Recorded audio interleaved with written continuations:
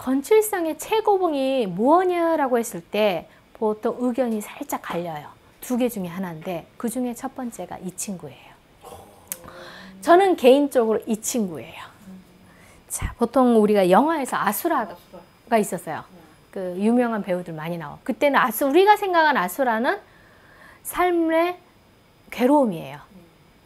괴롭고 고통인데 여기에서의 고혹구지의 아수라는 뭐냐? 일단은 인간의 참회의 모습을 갖다 보여주고 있어요. 그러면 우리가 지금까지 아수라상을 갖다가 대부분에 나온 아수라상들은 얼굴이 3개면 목도 3개예요. 목이 몇 개예요? 하나요. 하나에 목이 3개예요. 안녕하십니까. 오늘은 미에테동 아스카 나라시대의 불교미술 4번째 시간 고혹구지 템표미술의 메카가 되다에 대해서 이야기를 하겠습니다. 오늘은 주로 불상과 그 다음에 각 나라를 주변으로 하는 절들의 이야기, 그리고 거기서 있는 그 불교 문화가 어떤 식으로 체인지가 되는가, 즉 호리주지 쪽과 이 나라 쪽의 불교 문화의 체인지에 대해서 이야기를 갖다 한번 해볼까 합니다. 이 나라 지역의 위치부터 일단 확인을 해보는 게 좋을 것 같아요. 보통 우리가 이제 교토에서 놀러 가거나 했을 때 가셨던 분들 또는 언젠가 갈 분들은 이제 상상을 해볼게요. 교토역에 떨어져요. 살짝 5분만 걸어 올라가요. 그러면은 여기 전체가 고혹구지 땅이에요. 옛날엔 여기까지였어. 하지만 파가 나눠서요. 학교 선배 중에 도다이지 선배도 있었지만 도다이지 아들도 있었어요. 자, 자, 고혹구지에서 길을 살짝 건너면 여기가 도다이지가 돼요. 도다이지에서 살짝 위로 가면, 북서쪽으로 가면은 우리가 흔히 말하는 정창원, 쇼쇼인이 있어요. 도다이지에서 우리가 살짝 오른쪽으로 산을 올라가야 해요. 근데 보통 여기까지는 안 가요. 다리 아프고 피곤하고 덥고 하니까. 여기로 올라가면 여기보다도 볼 것들이 여기가 더 많아요. 보물은 여기보다도 여기가 더 많습니다. 2월당, 3월당, 법화당이 여기에 다 있어요. 그러면 이렇게 산을 타고 산책을 하면은 이쪽에 카스카 진자라고 해서, 카스카산이라고 해서 카스카 진자 쪽에 이렇게 있어요. 그래서 제가 제 친구, 아까 그 친구하고 나라박물관부터 시작해가지고 이렇게 걸어서 이렇게 해서 한 3시간을 걷게 만들었어요. 그 친구가 저한테 말했어요. 2번 다시 너하고는 어디를 가지 않겠다. 여행을 가지 않겠다. 하지만 지금도 같은 여행 파트너입니다. 고혹구지는 재미있는 절인데 왜 재미있느냐? 일단은 남은 건데, 일단은 법상종이다 뭐다라고 하지만 후지하라 씨의 시사다라고 해서, 후지하라 가문은 헤이안 시대 때 가장 세력이 강한 가문이에요. 뭐냐? 천황이 되면은 우리나라에서는 조선의 왕이 돼요. 그러니까 왕의 형제들은 세력을 키우지 못하도록 조금은 다른 일을 하거나 조금은 한량 같은 역할들을 하는, 생활을 하거나 그런 경우가 많은데, 일본에서는 내 형제가 왕이 되면은 그 남자 형제들은 전부 다 절로 들어가야 해요. 스님이 돼야 해요. 고혹구지는 천황가의 사람들이, 천황이 못된 남자 형제들이 전부 다 고혹구지로 들어갔어요. 몇 개의 절 중에 하나요.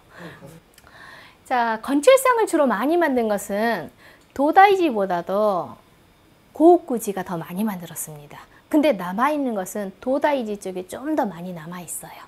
왜? 고혹구지는 일단은 정치라든지 이런 싸움에서 많이 휘말려요. 보통 절이나 이 종교는 그 정치 선언을 안 하지만 당시 일본에서는 정치 선언을 해요. 그래서 절마다 나는 이쪽 편, 나는 이쪽 편이라고 편을 들어요. 그러면 세력이 강한 팀이 우리 편 안 들었지 하고 이 절에 와서 절을 불질러 버려요. 절을 불질르면은 모든 불사들이 다 타버려요. 다 타버렸어요. 고혹구지. 그래서 다시 그나마 건진 것들. 그래서 건질은 그나마 건진 건데, 그러면 또 그 다음에 어떻게 하느냐? 도다이지파하고 고혹구지파가 나눠서 그 다음에 또 도다이지를 또 불을 질러요. 그러니까 이런 게 굉장히 흔했는데 그게 주로 언제 일어나냐? 가마쿠라 시대 때 많이 일어나요. 그래서 가마쿠라 때 왜 누가 많이 불탔는가 이야기는 나중에 기회 되면 다시 할게요. 자, 일단 어떻게 만드느냐. 나무에 목심이 보이죠. 이 나무에다 흙을 갖다가 발라요. 그러면 이게 심이에요. 목심. 흙을 바르고 그 위에다가 마포라든지 이런 천을 계속 겹쳐요. 겹치고 난 다음에 이 겹치고 마르면 이 천을 잘라요. 자르고 흙을 다 빼낸 다음에 다시 포를 입혀요. 흙만. 그래서 흙이 그대로 있으면 무거워. 근데 흙을 다 빼내버리면 이게 가벼워요. 이동하기가 쉬워요. 그리고 난 다음에 여기에다가 칠을 해요. 갈색에 칠을 하면서 얼굴에 인상이나 생기를 불어넣어요. 그렇기 때문에 훨씬 더 우리가 동으로 만들었던 불상들보다도 훨씬 더 좀 표현이 자유롭고, 그 다음에 소조상보다도, 소조상은 한번 굳어버리면 이게 수정이 안 돼. 수정을 할 수가 있어요. 훨씬 더 기술이 발전했다 라고 볼 수가 있어요. 근데 팔부중사도 굉장히 많이 있는데 유일하게 남아 있습니다. 그 다음에 멋있죠. 16제자상 16명의 제자상 중에서 남아 있어요. 그래서 지금 현재 남아있는 게 한 5구 정도가 남아있어요. 전체 정도에서. 그래서 어떻게 목심을 만들었는가에 대한 게 목심이 그대로 남아있어서 한국의 연구자들이 굉장히 좋아하는 부분 중에 하나예요. 왜? 이게 7세기, 8세기에 만들어졌어요. 그 말은 뭐냐? 우리나라에서 7세기, 8세기에 건칠상이 남아있는가에 대한 문제예요. 중국의 7세기, 8세기에 건칠상이 남아있는가의 문제가. 그러면은 없어. 그러면은 하나의 자료가 된다는 거예요. 왜? 당시에는 비슷비슷하니까. 우리나라에서는 건칠상이 만들어졌을까요? 안 만들어졌을까요? 만들어졌어요. 대표적으로 휘랑대사상. 그 다음에 자 장육사 건칠보살상. 금박을 입혀서 모르겠지만 이거 건칠상입니다. 조선시대 초기예요.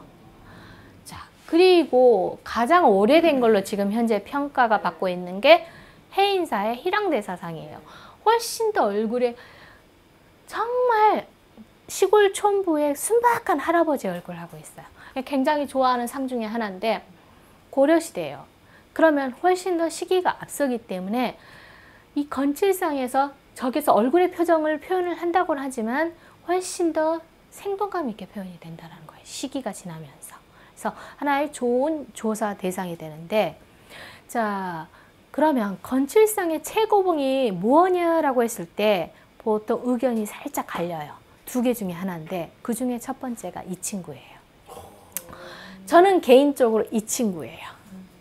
자, 보통 우리가 영화에서 아수라가 있었어요. 그 유명한 배우들 많이 나와. 그때는 우리가 생각한 아수라는 삶의 괴로움이에요. 괴롭고 고통인데 여기에서의 고혹구지의 아수라는 뭐냐? 일단은 인간의 참회의 모습을 갖다 보여주고 있어요. 그러면 우리가 지금까지 아수라상을 갖다가 대부분에 나온 아수라상들은 얼굴이 3개면 목도 3개예요. 목이 몇 개예요? 하나요. 하나에 목이 3개예요. 그래서 정면이 있고 측면이 이렇게 있어요. 그러면 이 친구를 아수라상이 이전에는 볼 수가 없었는데 지금은 나라 국립박물관에서 전시를 갖다가 가끔씩 나와요. 그러면 한가운데 정면에 딱 놔둬요. 360도 회전을 하게 만들어져요. 그래서 그전에는 옛날에는 제가 제일 처음에 봤을 때는 등이 어떻게 생긴지를 몰랐어요. 드디어 등을 보게 됐어요. 등이 이렇게 나와 있어요. 등의 뒷면까지도 제대로 표현을 했어요. 그러면 왜 인간의 얼굴에 고뇌라든지 여러 가지 성장사를 그대로 표현을 해주느냐? 얼굴을 보면 알 수가 있어요. 자, 딱 봤을 때 몇 살 정도로 보여요? 10살, 12살. 한 7살 말 제일 안 듣는 미운 7살 정도. 그 다음에 살짝 반항기, 사춘기가 한 13, 14살 정도. 그 다음에 이제 사회에 나가야겠다. 한 24살 정도나. 그럼 그걸 어떻게 구별하느냐? 눈의 위치예요. 그럼 어린아이의 눈의 이치가 1:2나 1:1 정도로 가요. 그래서 점점점 더 눈의 이치가 올라가요. 그러면서 하나의 성장이 그대로 나타나주는 게 이 작품이에요. 그래서 저는 이 작품이 훨씬 더 개인적으로 좋아요. 그러면 선생님, 건칠상이 얼마나 커요? 라고 물어볼 수가 있어요. 우리가 도다이지 대불도 봤고, 그 다음에 방가사유상이라든지 봤을 때 굉장히 컸어요. 2m 가까이 되는 거죠. 중공사건 2m 정도가 됐었어요. 당시에 성인 남자의 평균 키 정도, 160cm 정도. 딱 봤을 때 나하고 딱 눈이 정면으로 딱 이야기할 수 있는 정도예요. 그래서 건칠상은 크지 않고 굉장히 슬림해요. 정말 다이어트 성공해서 요요 현상이 오지 않은 듯한 슬림하면서 160 정도예요. 그래서 가볍고, 그래서 굉장히 장점을 가졌는데, 훨씬 더 큰 게 또 하나의 작품은 최고봉을 꼽아라 했을 때 이 작품을 갖다가 뽑는 사람들도 둘 중에 하나예요. 이건 굉장히 커요. 자, 부공견색 가는 입상인데 아까 2월당, 3월당이라고 제가 표현을 드렸어요. 그쪽에 있는 것 중에 하나예요. 자, 그러면 이 2월당에서 간음보상인데 이게 진짜 간음인가 견색간음인가 라고 했을 때 당시에 유행했던 8세기 유행했던 게 화엄경이 또 유행을 했어요. 그래서 화엄경에서 나왔던 견색간음을 갖다 표현한 게 아닌가 라고 보는 설들도 있습니다. 자, 그런데 이제 학생들이 주로 질문한 게, 쌤, 이거 뭐예요? 이거. 이 꼬챙이 뭐예요? 이 꼬챙이 뭐예요? 자, 당시에 하은경이라든지 이런 걸 봤을 때 견색간음에 대한 묘사를 형상화시킬 때 여러 가지 빛이 인간에게 간음보살의 그 보시가 모든 인간에게 펼쳐진다라고 했을 때 그걸 갖다 형상한 거예요. 그래서 견색간음의 특징 중에 하나가 이거예요. 꼬챙이를 많이. 그럼 이런 꼬챙이가 있으면서 제가 도다이지 대불 할 때 이거는 나중에 할게요 라고 했어요. 금동불이 아니에요 라는 표현을 했어요. 뭐였죠? 협시불로 있었어요. 도다이지 대불 옆에 협시불로 비슷한 크기로 살짝 작게 있는 보살 두 분. 호공장보살, 여의룡가는보살. 이 두 분이 모두 다 금동불일까요? 라고 제가 물어봤어요. 아니다 라고 제가 말씀을 드렸어요. 뭐다? 건칠상이다. 이렇게도 크게도 만들어요. 그럼 도다이지는 무조건 크게 만드는 게 특징이라면 조금 더 세밀한 묘사를 하면서 좀 더 인간적인 얼굴의 표현을 하는 게 고급구지예요. 왜 이렇게 달라요? 라고 물어봤을 때 도다이지 쪽은 주로 이 불사를 할 때, 불상을 만들 때 그걸 갖다가 총지휘하는 게 군이나카노 기미마로예요. 즉 백제계 도레인이 했어요. 그래서 그쪽에 얼굴 표현들이 건칠상임에도 불구하고 살짝 금동불의 표현들이 나오는데 불사가 다른 거예요. 총 책임자가 다른 거예요. 그럼 고구제 불사는 누구냐라고 봤을 때 아직까지는 정확하지는 않습니다. 하지만 도다이지 쪽은 군이나카노 기미마로가 했다 라고 볼 수가 있어요. 자, 그러면 이제 학생들이 살짝 물어봐요. 불상만 너무 보니까 한 4시간을 불상만 보니까 속이 안 좋아요.